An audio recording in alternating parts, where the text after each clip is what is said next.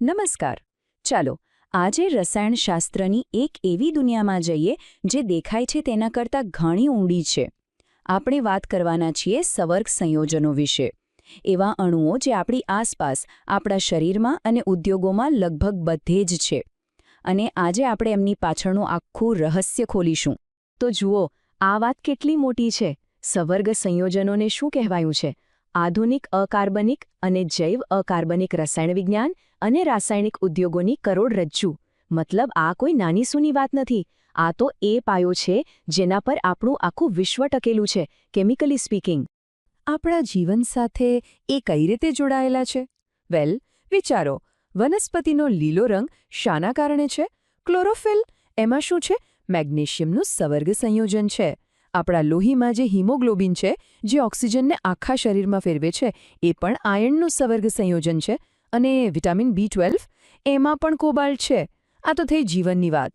ઉદ્યોગોમાં પણ જુઓ, ઇલેક્ટ્રોપ્લેટિંગથી લઈને કપડાં રંગવા સુધી બધે જ એમનું જાદુ ચાલે છે. તો આજે આપણે શું શું જોવાના છે? પહેલાં તો જીવનમાં એમનું શું રસાયણ છે એ સમજીશું. પછી એક જૂની 19મી સદીની પઝલ પર જઈશું. એ પઝલને વર્નરે કેવી રીતે સોલ્વ કરી એ જોઈશું. એમના બંધારણને સમજીશું. દ્વિક્ષાર અને સંકીર્ણ સંયોજનો વચ્ચેનો ફરક જાણીશું. અને છેલ્લે આ બધી ક્રાંતિ લાવનાર સવર્ગ રસાયણશાસ્ત્રના પિતાને પણ મળીશું.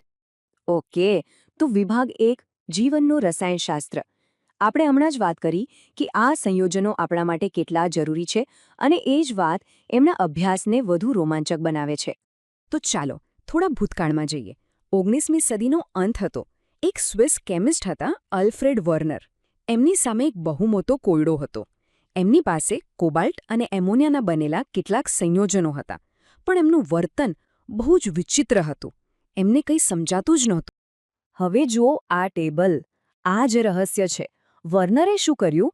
એમણે આ બધા સંયોજનોમાં સિલ્વર નાઇટ્રેટ નાખ્યું.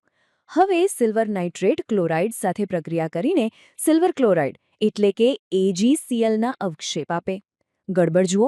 પીળા સંયોજનમાંથી 3 મોલ AgCl મળ્યા, જાંબુડિયામાંથી 2 મોલ અને લીલા અને જાંબલીમાંથી તો ફક્ત 1 મોલ જ મળ્યા.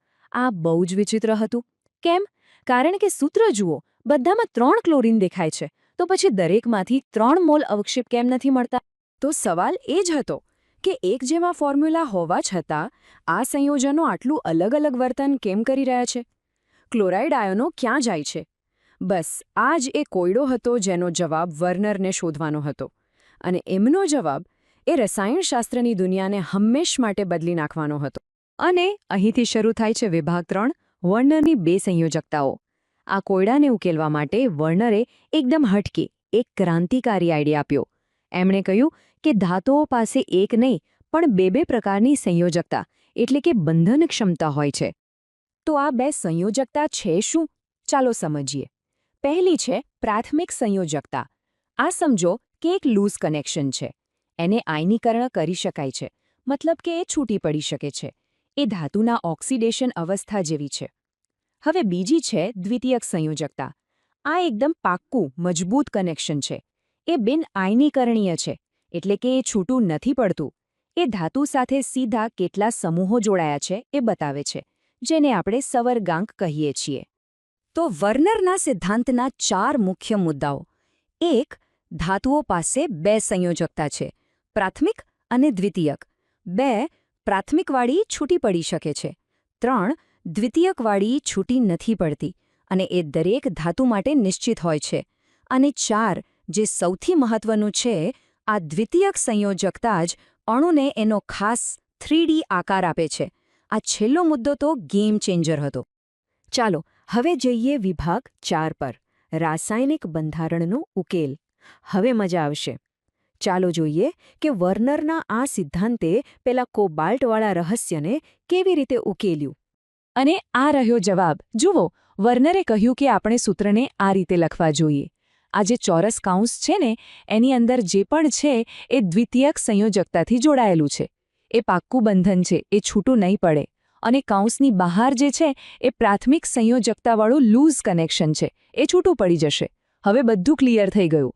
પીળાવાળામાં જુઓ, 3 ક્લોરાઇડ કૌંસની બહાર છે, તો એ 3 છૂટા પડીને 3 મોલ AgCl બનાવશે. જાંબુડિયામાં 2 બહાર છે, તો 2 મોલ અને બાકીના 2માં ફક્ત એક જ બહાર છે તો 1 મોલ. સમસ્યાનો ઉકેલ આવી ગયો. કેટલું બ્રિલિયન્ટ સોલ્યુશન છે નહીં? તો આના પરથી 2 નવા અને બહુ જ મહત્વના શબ્દો આવ્યા. આ જે ચોરસ કૌંસવાળો આખો ભાગ છે, ધાતુ અને એની સાથે મજબૂતીથી જોડાયેલા સમૂહો, એને કહેવાય સવર્ગ ક્ષેત્ર. એ એક સિંગલ યુનિટ છે. અને કૌંસની બહાર જે આયનો છે, જે છૂટા પડી શકે છે, એમને કહેવાય પ્રતિઆયનો. યાદ છે પેલું ચોથો મુદ્દો 3D આકાર વિશેનો? બસ એ અહીં આવે છે. જે દ્વિતીયક સંયોજકતા છે, એટલે કે સવર્ગાંક, એ જ નક્કી કરે છે કે આખો અણુ અવકાશમાં કેવો દેખાશે. એના કેટલાક સામાન્ય આકારો છે, જેમ કે અષ્ટફલકીય, સમચતુષ્ફલકીય કે પછી સમતલીય ચોરસ.